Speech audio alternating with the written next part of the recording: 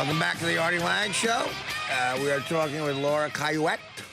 And you were about to finish the story where you get the script for the Django Unchained. You're about 92 pages deep. You realize Tarantino, being a fan of yours, and you've worked with him before, has written this part with you in mind, but then the studio might want a bigger name. Yeah, so I did go through the whole casting process. Okay. Yeah, I so did you have went to through, get the part. Now, obviously, Tarantino, did you feel like he was an ally in the room when you auditioned? Oh, sure. Yeah, I think he was hoping...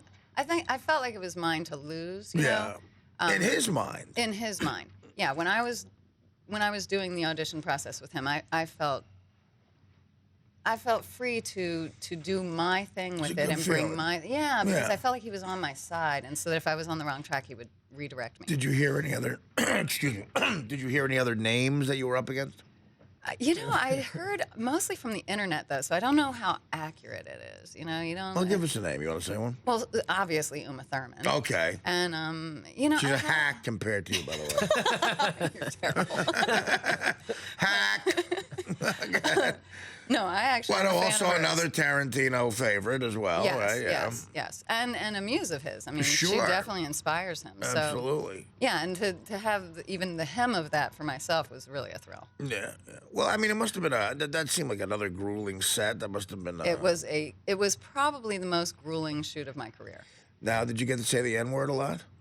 I thought in the script I didn't have it at all. That happens a lot in Tarantino movies. When Tarantino gives white people the opportunity to say the N-word all the time. That seems like a theme with it. I was shocked because my first day, was it my first day? Yeah, my first day of work, he comes into my trailer and he says, listen, I wrote some more dialogue for you.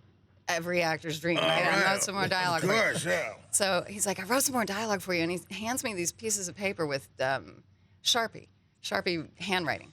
And so I'm reading along, and then at some point I see the N-word, and I'm like... Now, would you obviously have a problem with that? But what if it's for the character, though, obviously, as an actress, you know? But as the character, I said to him, I kind of thought I was going to be like the one white person in this movie that doesn't say it, sort of delineate myself from the masses. Exactly. And he's like, well, no, you definitely are going to say this. You're in there. and I said, well, I don't know how to say this word. And he's like, you've never said this word? I said, no, not in my recollection. And he goes, well, then you got to do it right now. So I did, and he goes, well, that was pitiful. So he said, do it again. So I did it again, and he goes, no, that's terrible. What if somebody's randomly walking by the trailer and hears you two having this conversation? Like, it may just sound like a normal conversation. Right. Inward. And him saying, that's pitiful, that's pitiful. Right.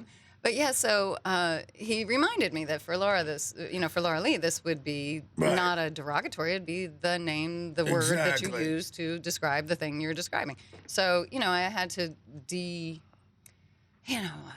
the energy out of the word, take the, because it had a lot of fuel in it for me, but I had to remember that for Laura Lee, it's nothing. It is. I used to do a stand-up bit about it where it is it's the king of racial slurs. There's other slurs that try to pretend like, oh, we're just as bad. No, that is there's nothing like it. The stand-up bit I used to do, we actually did a promo about it where midgets used to go on TV and say, calling a little person a midget is the same thing as calling a black man But it's not hate-filled. If I say I'm just being ignorant, if I say that a little person's a midget, I'm being ignorant. But if I say I'm hate-filled, if I call you that's what I mean. Well, he said it's the same thing. So I went out one day and tried both things. How'd that go for you? Well, I found out, Laura, guess what? There's a huge difference. I'm guessing you found out. I'm glad you survived your lesson. I went to Beverly Hills and that was fun. No, so now we also discussed that you were in For Love of the Game. I was. Yeah. Loved it. You were the masseuse. I was the masseuse. Yeah, you look good. I mean, it was, I enjoyed that part of the movie. I'll be honest. Well, I have spent a fair bit of my career in my underwear, I'll admit it. Right, because you were saying Enemy of the State, too. Yes. Sort of the same. In my underwear. Yes. Enemy of the State, as an actor, forgive me, I know this is shallow, but when I think of a movie like Enemy of the State, and even For Love of the Game to a certain extent, and now the Django Unchained, I'm thinking residual checks. Nice, yeah, right? sure, Enemy of the sure, State, sure. a lot of nice checks. Actually, you know that's the most consistent one though is Friends. Friends.